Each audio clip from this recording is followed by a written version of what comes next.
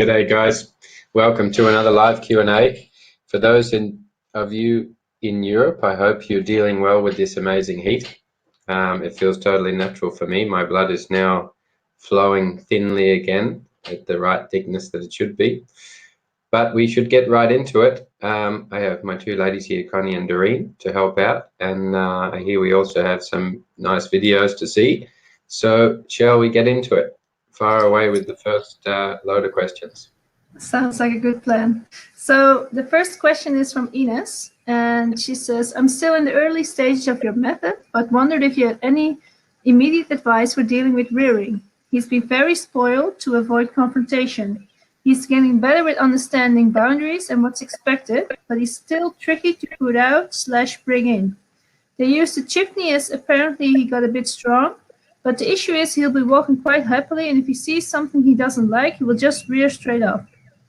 I have him in a livery, and although the guys are super very calm and don't complain, I don't think it's fair to them. Do you have any additional advice while I work through the program?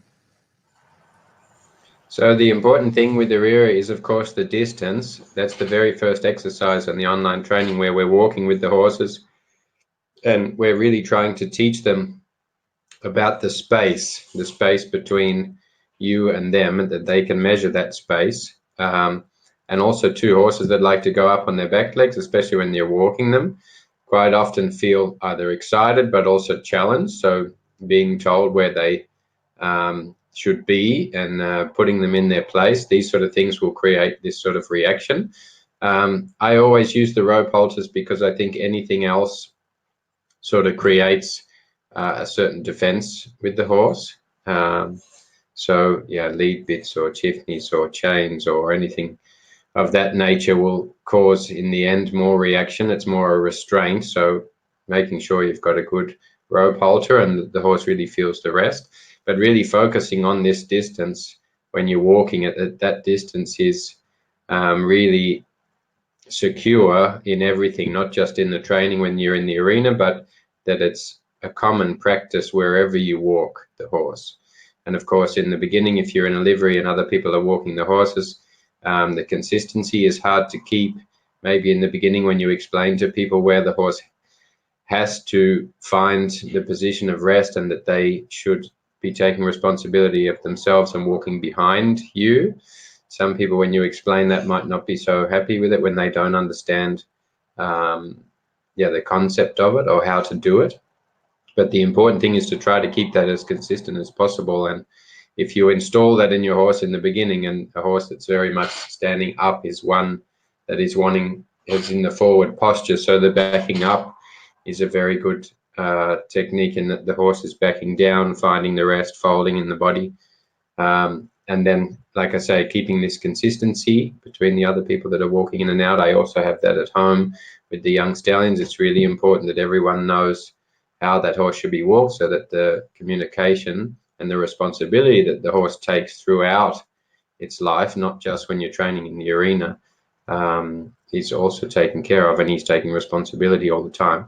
And then also the moving of the front legs from a distance, so that you have good lateral control over the horse, right and left, and that you're really focusing on not so much the turning of the hind legs, but really having the feeling that you can get control of the front legs, put more emphasis on getting control of the direction of the front leg, and that the horse is able to back down and through himself. Of course, the control of the hind legs is important because when a horse is getting purchased, they need to be able to put the hind legs in the ground to stand up. So that's, of course, but it's more your last minute resort that you turn to the hind leg when they're standing up. But getting him to be able to turn around and start to be able to know how he should behave and be able to manage and control himself, you will get that more through the relaxation steps of the front legs to the side. So it can be hard in a livery situation, but if you focus on those 2 or 3 main things, the overall improvement will happen quite rapidly, and then you'll find that he starts to behave better and better in all the other aspects and the other times throughout his day. All right, I hope you can still hear me because it's raining quite hard and there's a thunderstorm over here. We are nice and people are out having Pilates across the road. So we have a country. Yeah, that's right. So we have a video from Rebecca, and she says, I've got a miniature horse stallion of 5 months old, and he's being very dominant. You can barely touch him or he tries to bite you, and otherwise he'll rear up against you. It's like he wants to challenge or play with me. Moving the hind legs is difficult. The front legs are easier because he can control his head and neck, and he can't bite or rear. I've also tried many things to stop the biting, but he's not impressed. So let's have a look.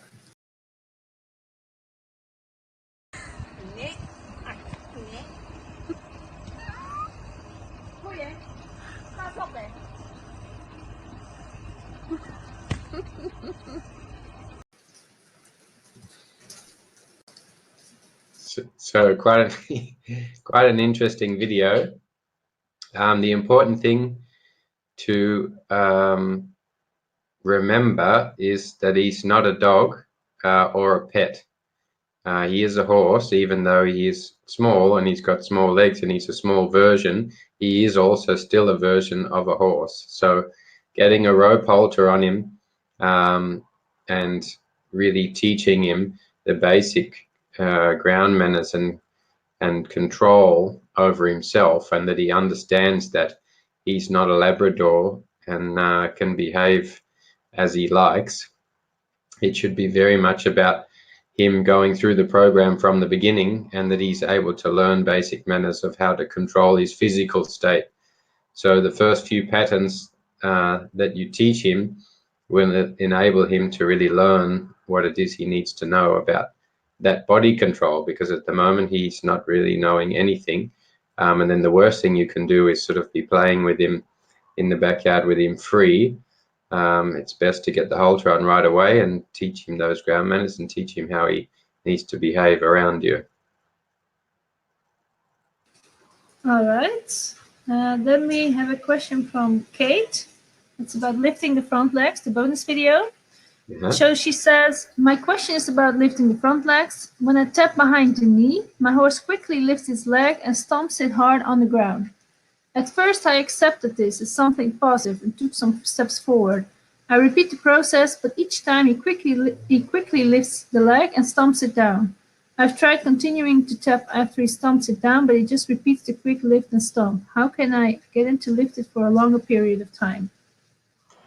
So the most important thing is to, if you are planning on getting the lift and to continue it into a Spanish walk or lifting front legs while moving forward, then you can have the moment of suspension longer by getting a little bit of momentum, so that you put the focus into the walking forward and having that you position the head a little bit low and you really walk determined forward. You turn around, you lift the head, you lift the stick, so that the energy that's created in the lift comes as a natural flow from the walk, so that you're able to then walk, get the lift, let him hang in the air for as much energy as he creates into the lift.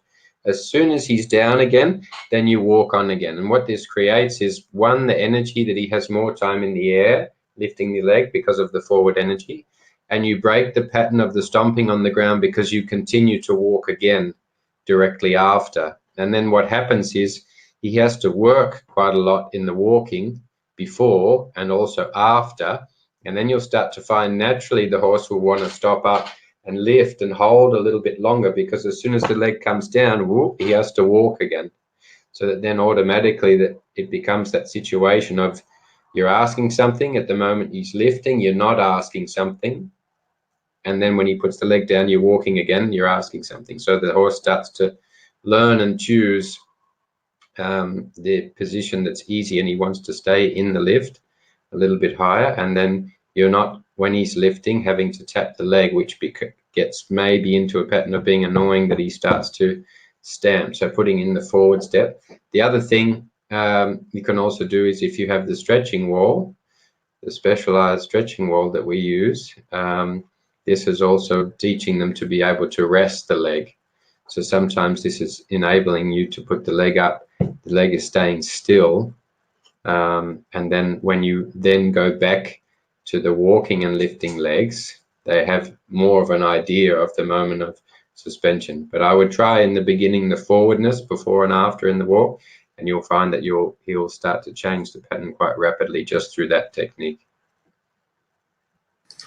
Okay, so we have a question from Tracy. She says, my main problem is walking over the tarp. I started with a blanket on the ground as he is quite suspicious where he puts his feet. We then progressed to a tarp, which he was nervous about but was scrambling over. It's the crinkling noise when he puts his feet on it that he seems scared of. I then stupidly tried to adjust the tarp, was holding the horse, and he got a fright and got away and ran off down the other end of the arena. He now will not approach the tarp at all. He's very nervous of it. Do you have any tips how to proceed? I obviously don't want to frighten him further. So the important thing is that you have a very good control in your groundwork, that you're able to turn the hind legs, move the front legs, be on the circle. You can direct him between two objects first so that you make sure that your direction and his understanding about looking for a point of rest is really clear, so that you have all the elements you need to be able to tackle the tarp. Don't let the tarp necessarily become a thing that he's afraid of.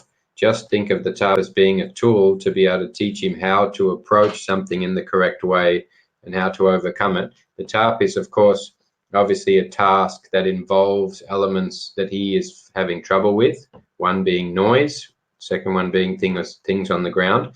So try to tackle them individually first or separately by getting your good ground pattern, being able to get him forward, really teach him here you have to work, or if you go between the two beanbags or between the two umbrellas, this is where you get the rest, that he really understands the concept of how to approach, so that when you put the tarp down, that he's not thinking that you're trying to push him over something. So you're really teaching him that it's really about that feeling of him approaching something in the right way that makes him feel good. So don't make it about the tarp and that you have to get the horse over the tarp. The fact that he is nervous about it makes it a really good tool to teach him how he should be approaching things. But like I say, get the elements first that are involved. Also, the noise is a very good one, that you can be having him on the circle and being able to have the small piece of plastic or tarp on the stick and being able to tap the plastic on the ground and get him to turn the hind leg and draw towards the plastic. When he takes those steps towards you, you stop with the noise. And so he has the right responses in his body, one with the noise and two with approaching something that's on the ground. And then you can put those two things together and be able to accomplish also the tarp. All right, so we have another question about the tools from Esther. She says, I was wondering if you have some special advice for owners with head-shy horses. I can touch them all over with the plastic bag and other objects, and he even follows and sniffs them. I think it's not 100% his own bravery, but more the fact that he calms down because I'm there with him, and he relies on me for comfort. The one thing he's really terrified of is things over his head. As soon as I lift the plastic bag too high, or go up from his nose when touching him with it, he's all tension and refuses to relax. I can't even imagine his reaction to a flag waving over his head. So what's important is to be able to do it in steps. If you have a horse, when you approach and you get to this distance and he starts to put the head up, you have to move the umbrella or the object or the plastic bag or whatever it is you're using until you get the relaxation, and then be able to take it away. So that at the point where you feel that is your limit, you have to get him to make the right decision in his body in the limit, on the limit where he's becoming nervous, so that he becomes relaxed in the moment where he's normally nervous. And then you're able to approach a little bit closer. So you're able to, through that process of him getting relaxed and going away, the next time you come, you get a little bit closer. Actually, a flag is a good one to use because you can keep the soft feeling of the flag in contact with him. So you sometimes when you're approaching something and it's not having contact, it's the thought from the horse of, oh shit, where is this thing going next? When you're able to put a flag over the back and work your way up towards the neck and towards the head, that the feeling of contact allows the horse to feel, okay, I know I can feel where it's going, I know where it's heading, Am I okay with it? Encourage the little bit relaxation, slide it back off again, and you're able to then keep an open dialogue of communication while you're approaching those areas where the horse is nervous. So, and it's the same with the umbrella, that in the beginning, if you lift it up from a distance and he's running a little bit backwards, try to get him to walk towards you. When he walks towards you, the flag goes away or the umbrella goes away.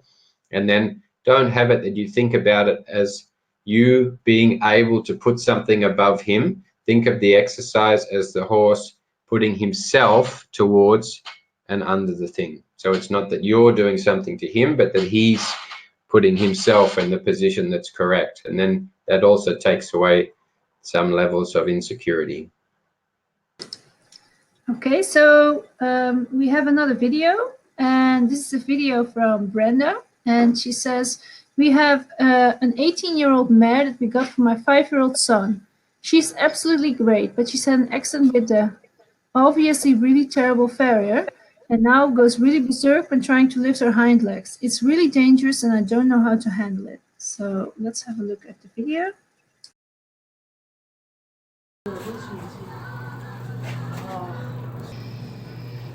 Braaf. Goedje. Ja, goed. Ja, goed. Zo. Goed zo. Goed. Nog een keer? Goed, pap. Is niks. Rustig. Oh, daar. Ja. Goed. Zo. Zo. Rustig. Ik moet naar deze kant gegooid krijgen. Ja. Goed zo. Goed. Ja, flink. Goed gedaan. Goed zo. Ik moet die echt buik in krijgen, zo en dan. Goed. Ja, dankjewel. Goed. So, of course, the best thing to do in these situations is be able to train the things first before doing them. So, being in the tie-ups in a place where you don't have a lot of room, the horse may feel already restrained by someone holding it in the front and someone approaching from behind in an enclosed space. Think about going somewhere first where you can work on the technique and the elements needed to be able to pick up the foot. So going through the first patterns and being able to turn the horse through the body, that the horse gets relaxed in the physical state in the beginning. So going through the first pattern will get the horse from the beginning already in a state of relaxation. So it becomes a good start. And so not that you're already in the cross ties, the horse is already a little bit nervous, wondering what's going on. And then when you approach, of course, to the area where the horse has an insecurity, it's only going to go in a negative way from there. So going in, doing the patterns, getting them into a relaxed state, being able to do your tools, so you're able to cover, touching the leg, outside, inside. And first you can do it with the whip, and then, of course, to make it really solid, you're doing it with the bag stick. So the horse is first not nervous of touching the leg inside, outside with a foreign object. So it makes it then much less pressure when you go just to do it with your hand. Then being able to, you can also run the stick or the whip down the leg and start, when you've got the touch and the horse stands relaxed, that you're able to then start to tap on the leg and get them to hold the leg. That standing on one leg by themselves without someone holding the leg is also possible. So that it's not a physical thing that the horse is insecure because they can't find balance, but you actually teach them just to be able to hold the leg a little bit. When they're able to hold the leg, you can relax, go away again, maybe go through the pattern, turning hind legs a little bit, rub with the bag, tap gently, gently, gently. When the leg lifts a little bit, maybe keep contact with the stick on the leg, relax again. So also looking at the bonus video of lifting hind legs is also a good one. While you're going, other things you can do is while you're going through the pattern, I also then start to turn them and then rub the stick down the leg and then lift the leg as it leaves the ground. So as they're turning, they start to be able to lift and hold the leg so that the horse is creating the right shape in the body and being able to take balance on the other leg. So the main thing in the beginning is first you touch. Obviously, to pick up the leg, you have to have the touch. The other thing is getting that relaxed feeling in the body so that the horse is not uptight and nervous, and picking up a leg makes them even more nervous. And then the third thing, of course, is the balance, that they don't feel that the leg is being held, but they're able to pick up the leg, stand on one leg by themselves. They can hold their own leg by themselves so they don't feel restrained. And then from that moment on, you're just supporting the leg and starting to clean the feet or whatever it is it might be. So following those steps brings them to a point of being confident, and that they don't feel like someone's taking the leg, but they feel like they're holding the leg for you. I think a lot of farriers will be grateful for this advice. Well, it's really also to just put in the training, because of course, of course, there are farriers just like riders and trainers that also get frustrated when a horse is not behaving. But it's also the job of the owner to do the training, because the farrier is not there to be the trainer. He's there to do the feed. So it's our responsibility to make the horse understand and to be relaxed, and that we teach them before the farrier comes that when someone approaches to pick up a leg, everything's okay. He's not there to kill you. And so your horse has a good experience, and your farrier doesn't get injured, and he doesn't dread the fact when you call to come and shoe or trim your horse the next time. Yeah, exactly. So we have a question about separation anxiety from Antonia. Antonia says, we have 2 ponies. On our property, there's no issue with separating them, but when we go to the pony club or a show, both ponies become very anxious if not right next to each other and start neighing for one another. She also says she says 2 of my kids ride, so we would like to take both together. Both of my kids are beginner riders. I've tried getting them gradually work further apart, but as soon as they get more than about 50 meters apart, the nervous energy in both ponies goes up. If we take them alone to a show, there's no problem. I have no other competent adult to help me, so could only apply the TRT method to 1 pony at a time. Yes, that's a difficult situation. When I have horses that have separation anxiety, I try to teach them the method of how to create security by themselves when they're not in a situation of insecurity. So being able to prepare that before you go is a really good thing. Sometimes that's difficult because the horses that when they're at home, they know the place that they're in, and when they're separated, they're okay because they know where they are, and they generally might know when he's one pony's in the box and I'm in the arena, that when we're away, they know where the other one is, and they're happy in their own space, in their own environment. So what's important is that the attachment issue is that you can go to a place, or even if you find a place at home that you can do this, that you can be able to just work on one pony at once, that you're able to take that pony away and you're able to get them into a position where you can go through the patterns and be able to get them to a state of relaxation and then bring them back. So what the thing with separation anxiety is, it's like anything else, it's a certain reaction that they will give, and then at some point they get a release. If they get a release in the heightened state, it teaches them that they're rewarded for that natural instinct of, where's my friend? Where's my friend? I need that security of knowing where he is. We're in a strange place. We have this pact and we're buddies and we need to protect each other. And if they start to get the tension up and whinnying, and then the 2 ponies get together, it's at that moment that they think, oh, thank God we behaved like that. And then we were able to get contact again from that kind of reaction.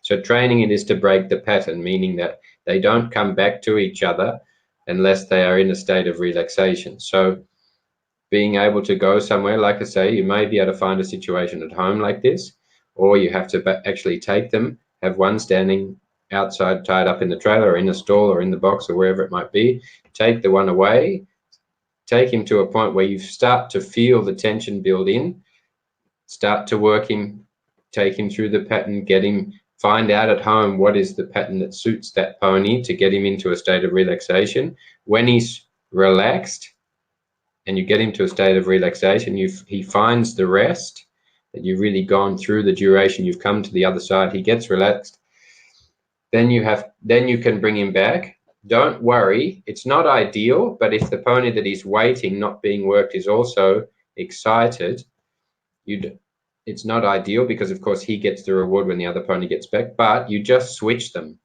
So you then put that one away and you take the other one away, and then you start to work that pony. And then when he gets into a state of relaxation, he learns, oh, I get to come back. And then you switch them again. So you actually treat it like a training. You can actually even go to the place where your children are about to ride, go there, go through this switching exercise. The horses get to a state of relaxation. They go back, they can have a little break. You take one away again. Each time you can go a little bit further away, and you just set them up that they get used to being in a strange place. They go there together and they can be away from each other, and they can get to a state of relaxation without having to be back together before they take a breath. They learn that they can take a breath and realize that they're not together, and that they can find the position of rest and become independent in a strange place while being separated from each other. So it takes a little bit of work, but you just going through that strategy, you can come to the other side of it. Okay, so we have a question from Michelle. She says it's about spookiness. She says, when my horse sees something spooky in the corner or even over on the other side of the arena, he stops. I'm not applying pressure, I let him look, but then he spins or bolts off. What should I be doing? I understand from the modules that I should be turning his hind legs in the clock shape, but how? Should I keep him looking at the spot and turn his hind legs one way and then back to get him straight? Or should I make him a whole 360-degree circle and come back to looking at the invisible scary object? So I missed the first bit, Con. Is this in the saddle? Yeah. Riding? Yeah. Do I have to repeat again? Was the connection bad? Just the first part. Okay, so a question from Michelle. She says, when my horse sees something spooky in the corner or over on the other side of the arena, he stops. I am not applying pressure, I let him look, but then he spins or bolts off.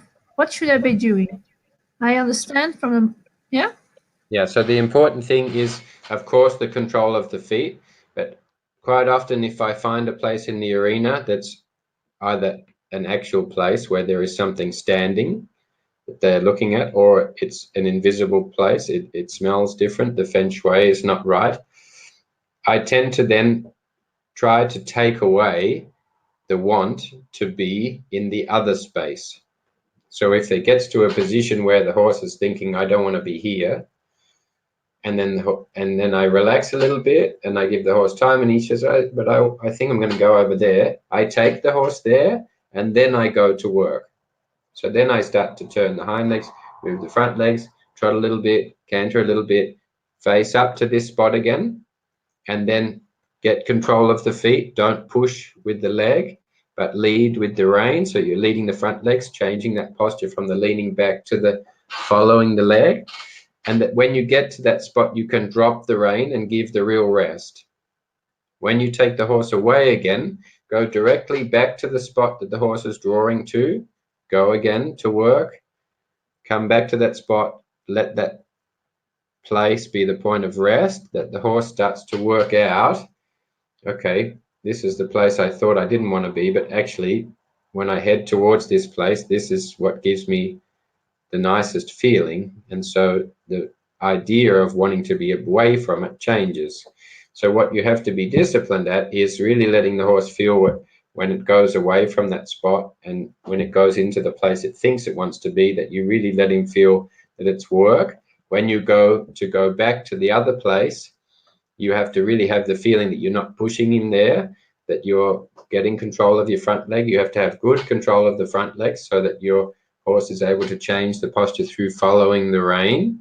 And then you have to be also super quick, that when the horse decides to quickly turn and bolt or run away, that you're really quick at getting control of the hind leg at that moment, so that you can redirect or be able to put energy through the body, so the horse is not able to brace up and exit stage right, that you're able to have control of the feet so that you can get through to the other side of that, so that the horse doesn't think every time he's in a situation where, I don't think I want to go there, he has an easy out. You have to not let that be an easy out, because of course, then the horse will choose that option all the way.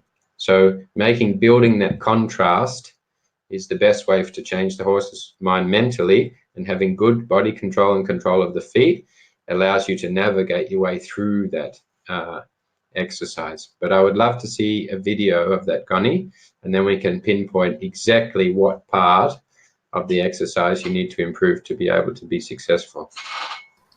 Sounds like a good plan. I'll ask Michelle, or maybe she's listening right now. I have a question on the chat from Lisetta, and it's about the Spanish walk. She says, my Spanish horse lifts his leg very well and can step forward after that. But when I want to start with the walk and then lift his leg, he does not lift his leg at all and does not seem to understand it, even though he understands what he has to do when I lift the stick as well. As when I make the clocking noise. So when it's standing still, it's working good, and when you walk, it doesn't work good. Yep, that's the question. So the important thing... You can't hear me, or not? Yeah, I can. Oh, okay, sorry.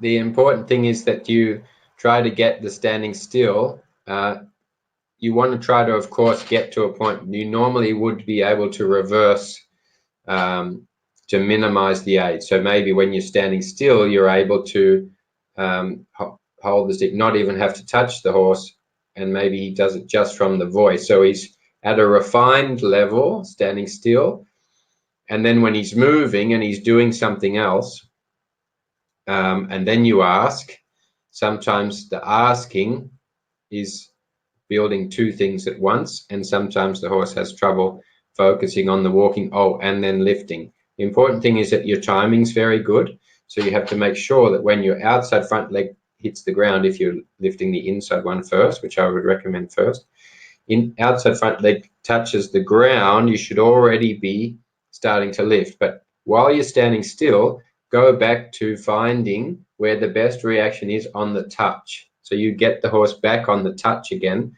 So then while you're walking, starting to walk slow, so you have a little bit momentum, but your horse has time. Also feeling the moment that you lift while you're standing still, tap and lift the head, so that the horse doesn't only feel it from the stick or from the voice aid, but he also feels it in his posture when he should lift. This will also help you to bring him to the lift while you're walking. And then that you find while you're standing still the place on the leg that gives him the best feeling to want to lift, and that then when you go to start to walk again, you're tapping in exactly this spot. You've also got the motion of the body following, and then just over exaggerate the slightest little lift. So when he lifts in the beginning, the first time, just a tiny little bit, you have to reward him like he just won the Olympics, and stop, quit on the exercise, take him back to the stable or do something different. And then really focus on that one thing. You bring him out again, maybe a few minutes later, or you go and you have a coffee after he's done that good thing, and you come in again and you ask one more time in exactly the same way, and you look that he's really thinking about getting that reward again. You line it up in the same sequence. Start not just the sensitive voice and lifting the leg softly, but really get a focus down with the head, standing still, tap him in that place. He really recognizes the tap. He recognizes it in his body. Start to walk again, and again you replicate it, making sure your timing is good, and then very quickly he will lift also while he's moving, just as well as he's standing still. What often happens too with the Spanish horses is they're lifting so high in the body, and they're leaning a lot back to do it, that they get to a level that's so elevated and so high that it's not possible for them to feel that in the balance while they're walking. So sometimes we get the lift too good standing still, and then that just makes the transition into the walk that little bit more difficult sometimes. Interesting. So we have a video. Actually, we have two videos from Mara. Yeah. It's quite interesting. She says, my gelding is a dominant horse with a high position in the mixed herd he is in. At this time of the year, when the temperatures are up, he likes to stay outside, and I have trouble catching him. I can't come any nearer than about 5 meters from him. If I do, he runs off. At the moment, I try to handle this by keeping him on the move, while not giving him a chance to rest, eat, or drink, until he starts to slow down and lick his lips. At that point, I try to relax my own energy more and try to approach and catch him. This usually works, but may take up to an hour and a half. Do you have any tips on how to handle this better? So this is the first clip of when she just started catching him, and then we have a second clip of 1 hour later.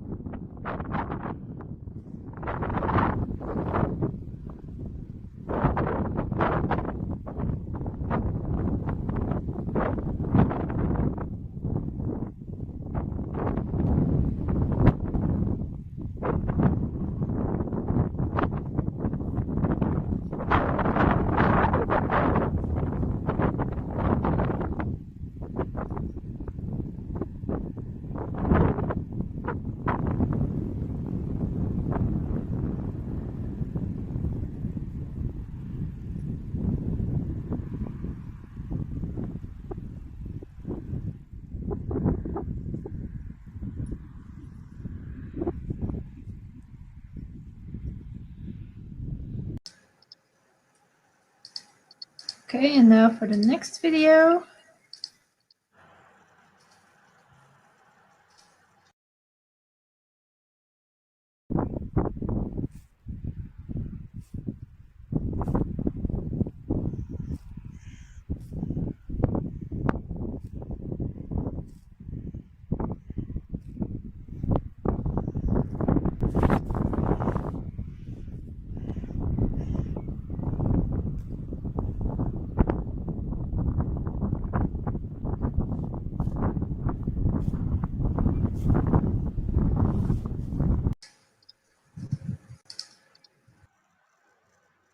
So, of course, what's difficult, the first thing that's difficult is being in such a big field. So, you know, when you have a horse that doesn't want to be caught and you want to be able to start to influence the body, it's difficult when you have so much space.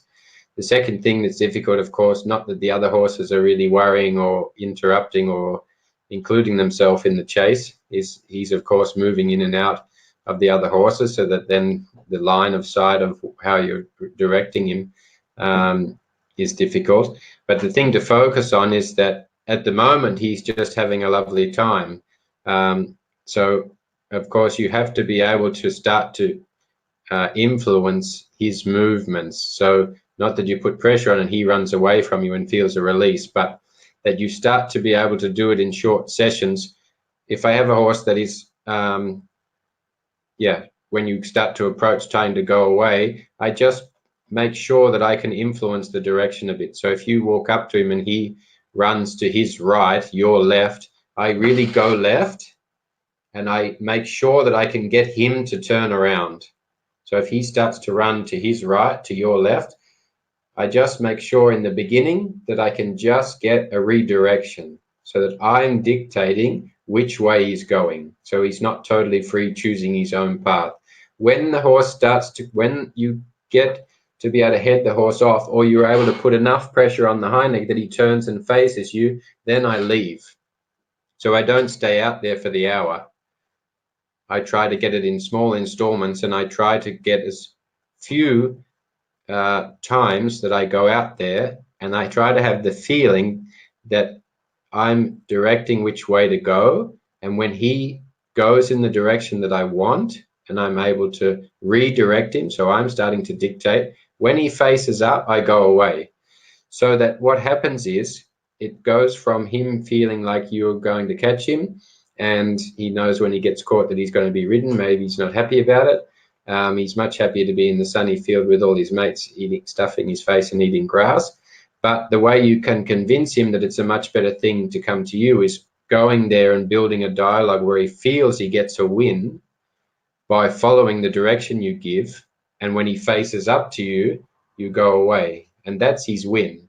And so then when you start to return to the field and he sees you, he starts thinking, as soon as she gives a little bit direction, I'm going to face up and know that I get the win. And then when you get him to face up, there's a few moments there where he turns and he's looking at you, and then you approach. And that's straight away giving him the feeling that when he faces up to you, you'll still follow him, and then he can choose to run away again. So you change the dynamic in that you go in again.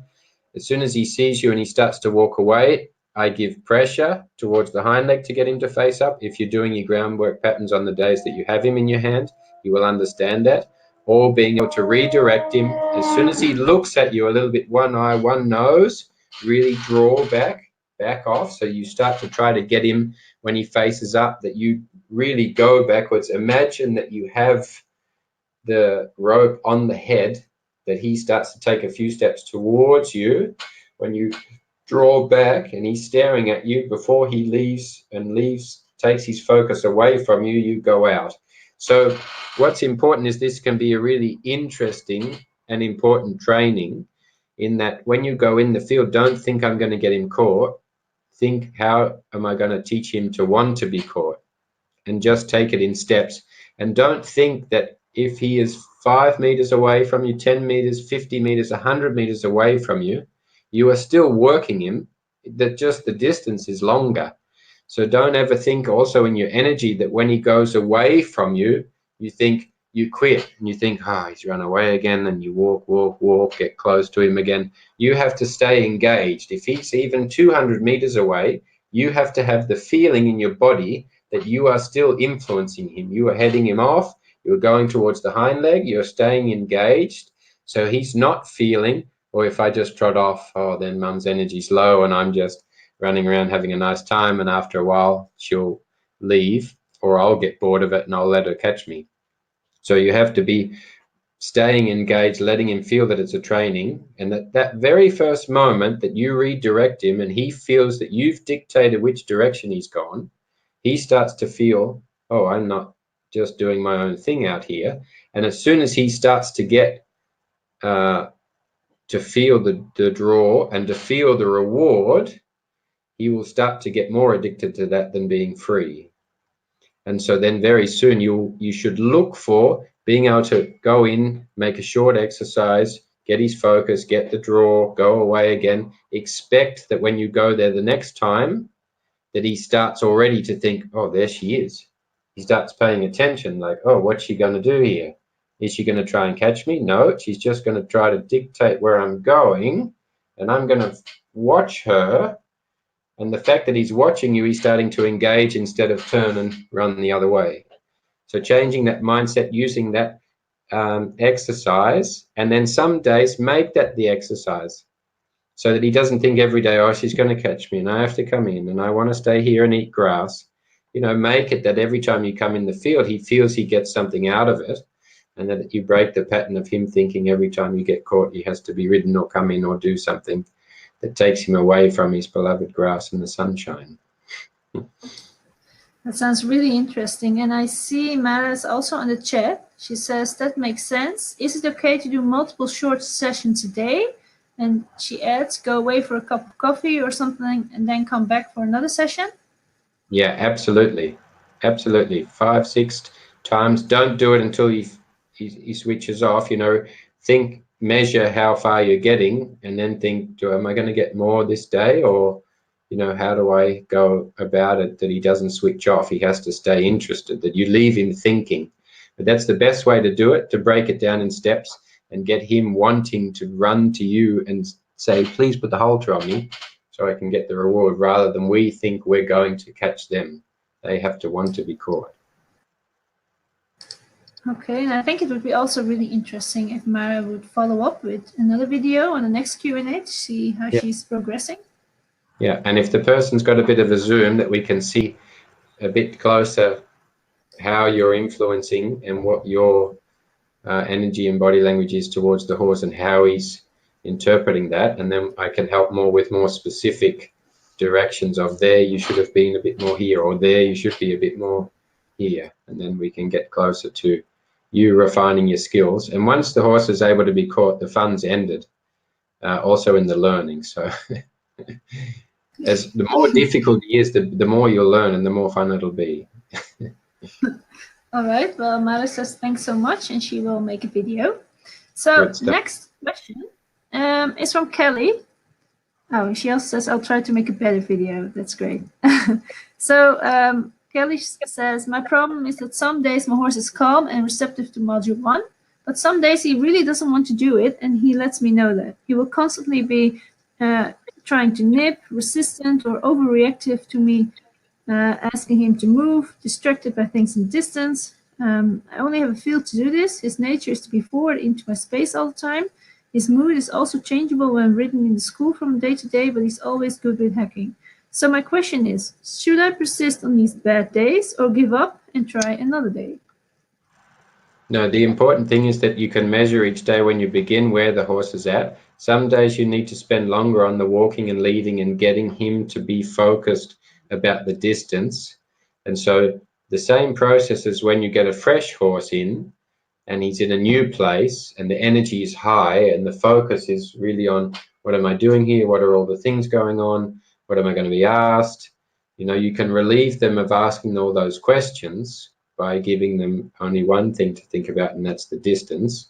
And that's the same for a horse that's really all over the place with the energy and the focus at home. Some days they're full of energy and then they can't focus for 1 minute. They're not in control of their physical state. The head is up and then they start pushing against you. So it's making sure that you prepare them before you start the patterns with the walking, so you can really get them into the right state and ready to learn and listen before you start to do the patterns. If you're starting to do the patterns and he has high energy and he's not putting himself in a position of rest and a position ready to listen, of course you're going to get a pattern of him not listening and being too high energy and over exaggerating, getting in your face and all these sort of things.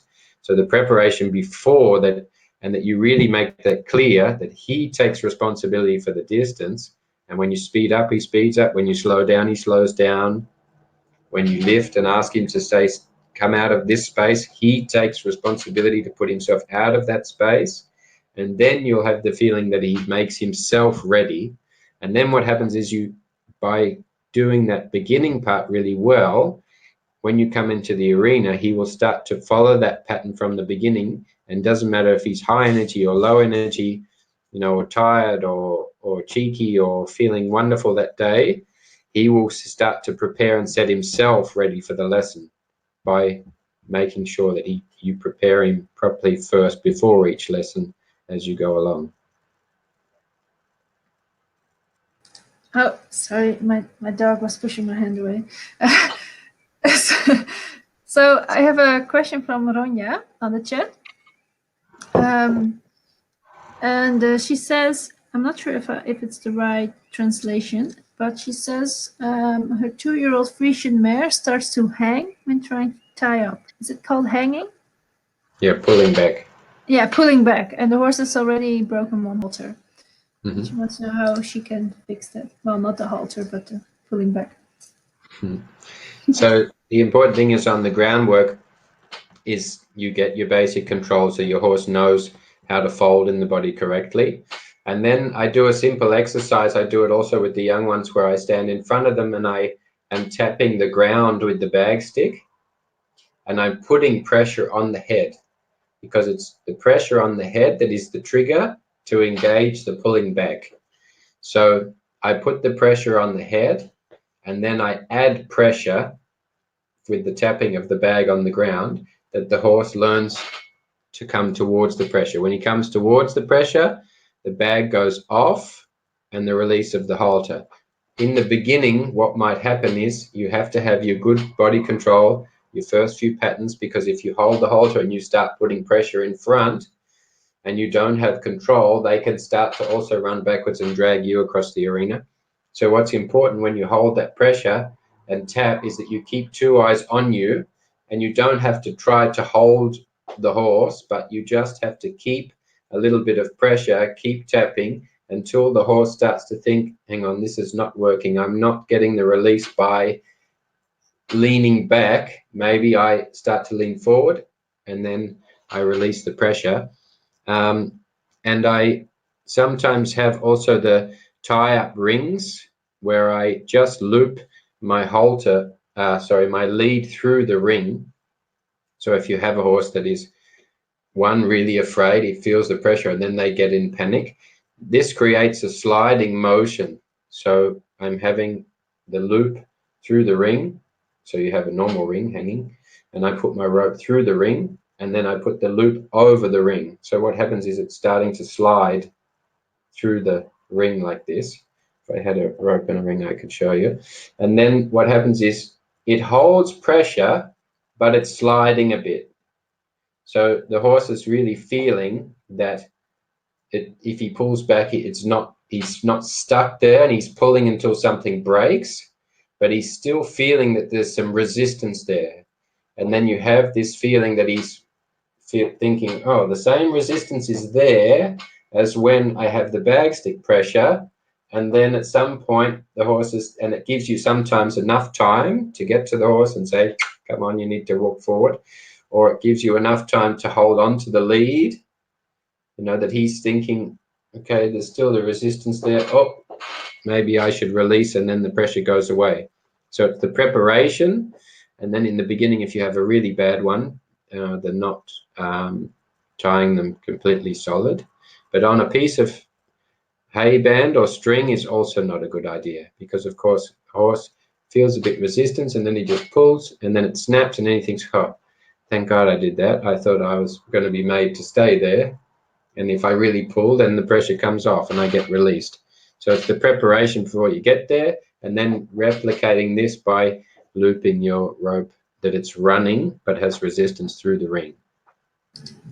All right. So we have a question from Marisa. She says, my horse is very smart and tries to figure out what he can do to make the work of my vet, dentist, and farrier impossible. For example, the dentist couldn't finish his work because he started shaking his head up and down just a little. The dentist stopped when he did so. He rewarded his bad behavior, and ta-da, he learned the solution to the dentist. He kept on wiggling his head and the dentist couldn't finish. It almost seems to me like he's trying to find a way out of every situation he dislikes, and when it works, he remembers the solution and makes the work a lot harder or even impossible. I want to be able to teach him that he doesn't need to fight everything.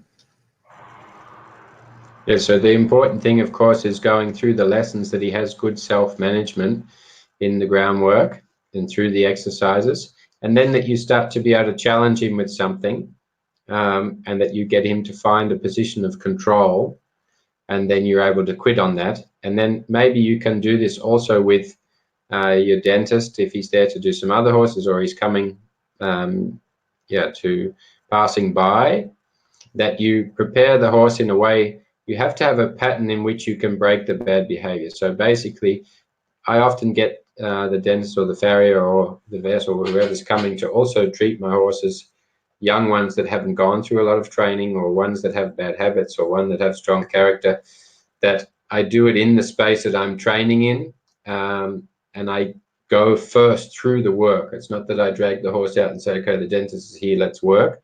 And I'm not aware how he's feeling that day. Is he high energy? Is he not? Is he feeling cheeky? Or is he just being himself like he always is? And I know in 10 minutes he's going to be a bastard and we're going to have a handful.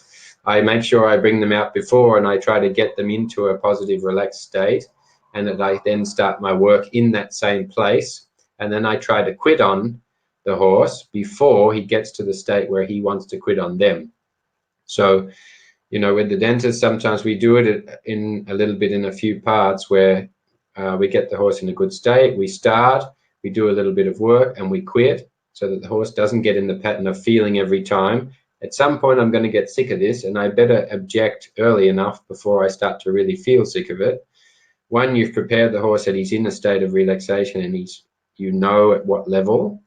And you've also got a technique that if he starts to get in a pattern of heightened energy, you can immediately take the rope, start to go through the pattern, get him to adjust his body, get him to bring himself into a state of self-management again, and then you can start again. So it's not that he starts to object and then you quit with everything. He starts to object and you start with something. You start to move him and say, okay, you're not in the right spot. Try to get yourself into a state of control again. Are you in control? Oh, yes. Yeah, sorry, I remember now. Okay, now we can start a little bit work again. But always thinking that you try to quit on them before they quit on you, especially horses that are in that pattern now, and it's quite a strong pattern. You have to be able to break that. And you'll come into moments where he'll object and you will miss the gate. It might come down to 30 seconds of allowing you to do it, and then you have to go through your pattern again. But just being able to think also about not quitting on him, not stopping what you're doing, but start doing something at the moment that he's misbehaving.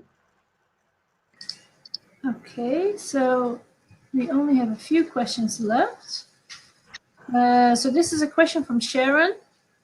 It's about noises. She says, I've done the modules and all is good at home, but my mare is very noise reactive when out, especially with high-pitched noises like whistles and kids squealing. I have desensitized her to a whistle at home. It is now a cue for carrots, whether I blow it next to her or someone else in the distance. Similarly with people screaming. However, she still reacts the same when out in another place and situation. Any high-pitched noise, any sudden noise, horse kicking in the float, it is strange to me. I can stand near a loudspeaker at a competition, even when in the saddle. She will be alert but take her cue from me. However, a group of children playing and squealing about 300 meters or more away will set her off. Doesn't matter if she can see them or not. So the important thing is erase the word desensitizing from your brain, especially if you've started the TRT method, because getting her used to something is a total waste of time, because you can practice all you want with the actual specific sound. You can rent the children that were at the last competition and screamed and scared your horse, and you can get them to come to your place and you can get them to scream for 10 days in a row and your horse become okay with it. And then you go back to the competition and then there's 2 other children that you didn't have and rented at home that are different. And of course, she didn't get used to those kids. She didn't get used to the noise and stop reacting anymore. So she starts to react again. What's important is the management of herself and her body when in the presence of a sound that disturbs her. So you want to be able to make sure, again, as I always say, that your body control and the control of the feet is very good, and you find a pattern that, one, your horse really feels the benefit from. It's not that you're just going through the steps and the horse is doing the steps without meaning.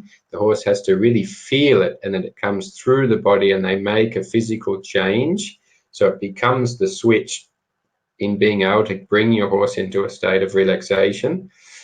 Secondly, then you have to be able to create a situation where you have a noise that gets your horse into a state of being alert, and then be able to take them through that pattern and that they can bring themselves to a state of relaxation, and that then you're able to, in the beginning, stop the sound so that they're rewarded for this sensation, and that then you're able to take that plan, that strategy with you, and that your horse knows how to bring themselves into a state of management while they're in a pressure situation, so that that tool, that strategy that you've developed through the training, you can take with you, so that when you get into a situation where she hears a high-pitched noise, maybe that she's never heard before and is 10 times louder than she's ever heard before, you still have that exact strategy that is familiar to her and that she knows gives her that feeling of being in control, so she doesn't have to lose control. The only reason the horse gives a reaction to sound is when they don't know what it is they have to do. They get insecure because they think, what's that? Oh, I can feel my body getting into a state of tension. And then they start to get insecure because they don't know what to do with themselves at that moment. So making a good strategy, training the horse's self-management, that you're able to, when you go somewhere and you get that sound that's causing a reaction, you're able to bring the horse through that strategy and that pattern that the horse gets to the other side of it, and that you have something that also you can do when you're in that situation. So it doesn't get to a place where your horse is thinking, what do I do here? I'm in a state of tension, and you're also sitting there thinking, what do I do? She's in a state of tension. You have to prepare for those moments. Don't try to get her used to anything. Try to get her practically doing something in her body that brings her into that state of good control and relaxation. Okay, so we have a question about trailer loading from Francine. It's about where to stand. So she says, my understanding is the best place to have a single horse load and travel is onto the driver's side of the float. But where do you stand when you're having them on the other side, like for right-hand drive countries like England? So if you're talking about a two-horse trailer where the horse stands on the driver's side, yeah. If you're in Australia or England, it's on the right. If you're in Europe, the horse stands on the left.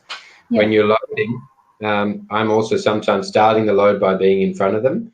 And then when the horse is having the control, when the divider's across, or when you get to the point where the divider's straight, and you're able to get them to control the steps all the way up, stop, all the way back, I then start to be able to move onto the other side. So even if in a single trailer where you only have one space, you can be able to stand next to the horse or in front of them on the left or the right. And I practice it then from where I'm having the horse on my left, and then I practice it where I'm having my horse on the right.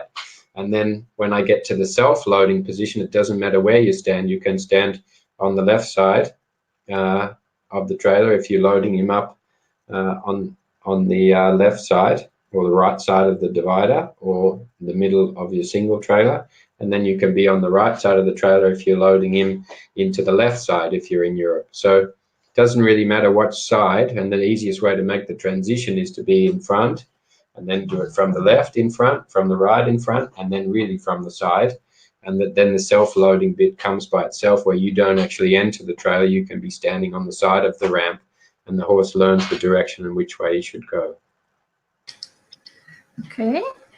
She also says, you mentioned you would use different tactics with horses with sticky feet rather than one that has high energy.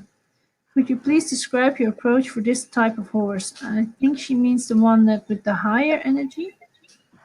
Yeah, so if you have a horse with high energy, of course, they want to move a lot. So asking your horse to move forward is generally not a problem. So what I'm doing with those is I'm being able to go in a pattern where I get my backing up and my horse is lowering the state of energy, and they're getting the head down, and then they get to a stage where they can focus and really take one step at a time, so that you're not taking them to a point where their energy is so high that the focus is somewhere up in the clouds.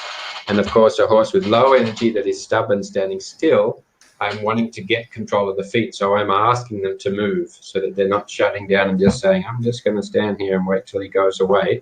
I want to make sure that I can, when I lean in and ask the hind leg to turn, it turns. When I lift the rein and move the front leg, it moves, and that I have the mobility on the horses that wanting to be standing still like a rhinoceros at the end of the ramp, and I'm bringing the horse's energy down for the horses that are running and dancing around and wanting to leap from one side of the ramp to the other.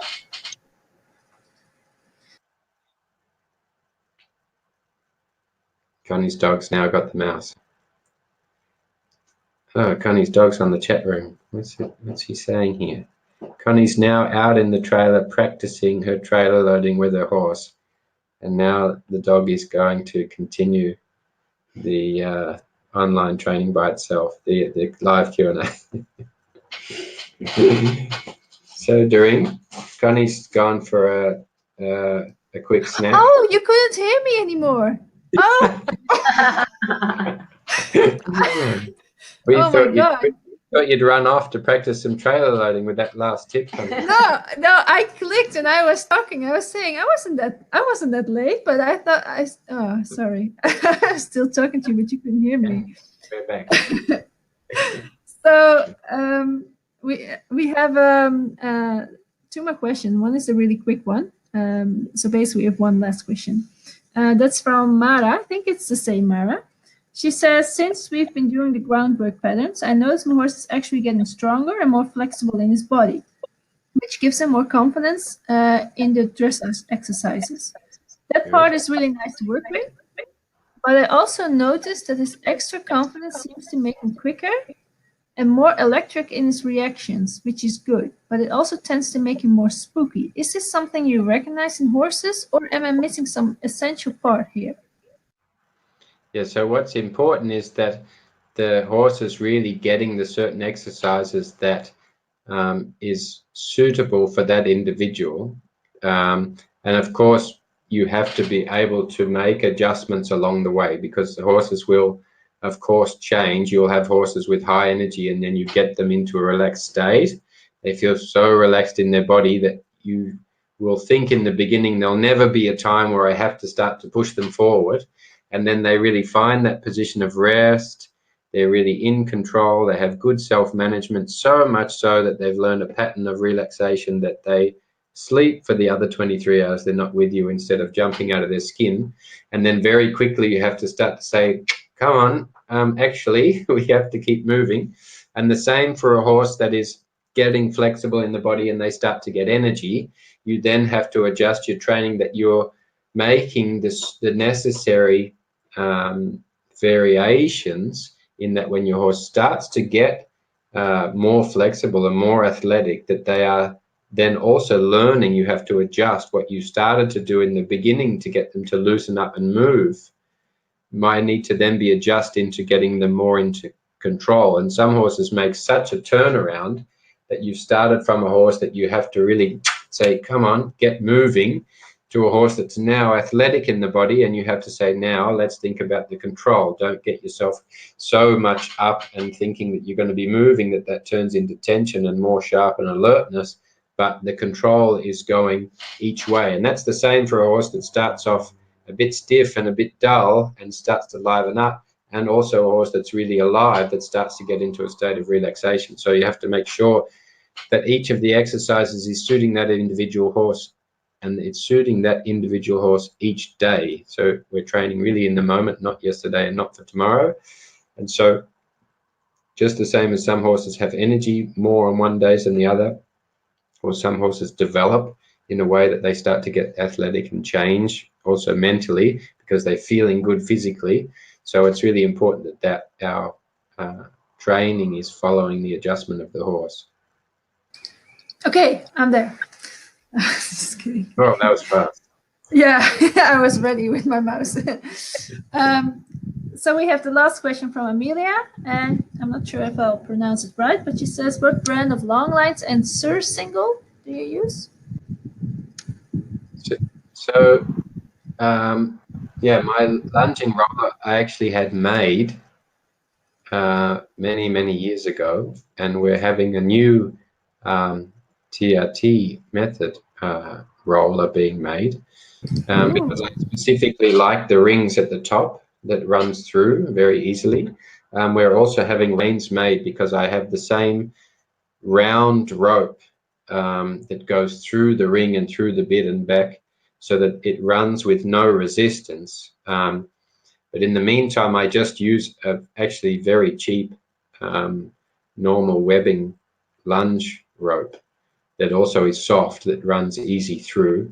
And the rings at the top, of course, makes it easy for the rein to run through. And I have very specific D-rings in the positions down the roller. So it's actually tailor-made to my specifications, but the good thing is we'll be also making my model, my individual roller, that we'll also be making available to people that want to do it. But yeah, in the beginning, just the normal cheap lunge lines if you don't have them with the, but I like that the the rein is just like a normal webbing soft lunge line on the bit that you hold, and the bit that gets to the saddle that goes through is actually the same rope as I use to make the rope halters and the rope bridles. It doesn't fray from running up and down, and it's got the salt solution in it. It's from a yachting rope company, and they put this salt solution in. It stops the rope rotting for sailing from the salt water, but it works just as well, just like in the rope halters we use and also the rope bridles. The salt and the sweat from the horse also doesn't let the rope rot. So sounds interesting. Do you know on what in what time frame they will be available? I've been with a few companies now. And what you think? Just add it by 2. So just multiply by 2. Yeah, we've had 2 companies actually trying to make them. Both have been unsuccessful. I don't know if it's my stringent specifications or what it might be, but we're hoping this year definitely to have them ready for people to buy online. Oh, that would be great. All right, well, that was all. Very good. All right, So, well then, thank you very much for everyone that sent questions in, and an extra special thank you for the people that sent the videos in, and keep up the good work, and we'll see you next time in the next live Q&A. Thank you. Bye-bye. Bye-bye.